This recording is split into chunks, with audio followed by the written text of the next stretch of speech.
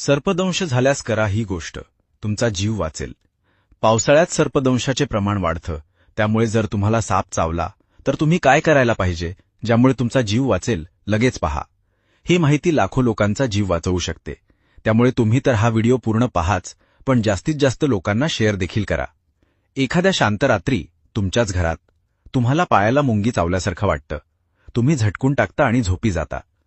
पण सकाळी तुम्हाला जागच येत नाही, कायमची.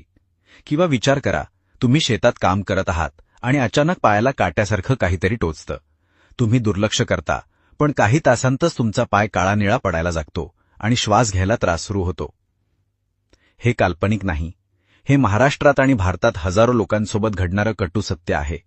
एक असा अदृश्य शत्रू जो पावसाळ्यात आपल्या घरात, शेतात आणि परिसरात दबा धरून बसलेला असतो. आज आपण याच शत्रूची ओळख करून घेणार आहोत, त्याच्या मायावी जगाचे रहस्य उलगडणार आहोत आणि सर्वात महत्त्वाचं म्हणजे त्याच्या हल्ल्यातून स्वतःचा आणि आपल्या प्रियजनांचा जीव कसा वाचवायचा हे शिकणार आहोत. कारण अर्धवट ज्ञान हे विषापेक्षाही जास्त धोकादायक असू शकतं. पावसाळा म्हणजे निसर्गाचा उत्सव, पण हाच उत्सव सापांसाठी जीवन मरणाचा प्रश्न बनतो. त्यांची बिळं पाण्याने भरतात आणि ते कोरड्या उबदार जागेच्या शोधात बाहेर पडतात.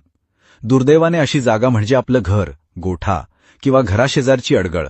साप मुळातच एक लाजाळू जीव आहे.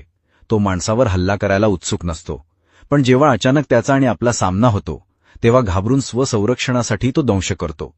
त्यामुळे तो आपला शत्रू नाही, तर परिस्थितीचा बळी आहे. जगात सापांच्या 3000हून अधिक जाती आहेत, पण त्यापैकी केवळ 15% सापच विषारी आहेत. भारतात आढळणाऱ्या 300पेक्षा जास्त जातींपैकी फक्त 60 जाती विषारी आहेत. आणि याहूनही महत्त्वाची गोष्ट म्हणजे 90%पेक्षा जास्त मृत्यू हे केवळ 4 प्रमुख विषारी सापांमुळे होतात. यांना द बिग 4 म्हणजेच प्रमुख 4 मारेकरी म्हणून ओळखलं जातं.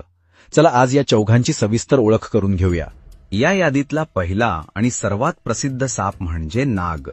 भारतीय संस्कृतीत त्याला देवही मानलं जातं आणि त्याच्याबद्दल अनेक कथा दंतकथा आहेत. नाग हा तपकिरी, पिवळसर किंवा काळ्या रंगाचा असतो. त्याची खरी ओळख आहे त्याचा फणा. धोका जाणवताच तो आपला फणा काढून जमिनीपासून 1-2 फूट उंच उचलून उभा राहतो. त्याच्या फण्यावर काही वेळा 10 आकड्यासारखी किंवा व्ही आकाराची खूण असते. पण ही खूण प्रत्येक नागावर असेलच असं नाही. नाग दिवसा सक्रिय असतो. याच्या विषाला न्यूरोटॉक्सिक म्हणतात, जे थेट आपल्या मज्जासंस्थेवर म्हणजेच नर्व्हस सिस्टीमवर हल्ला करतं. नागाचा दंश झाल्यास डोळ्यांवर झापड येणं, गिळायला त्रास होणं, बोलताना अडखळणं आणि हळूहळू श्वास बंद पडणं अशी लक्षणं दिसतात.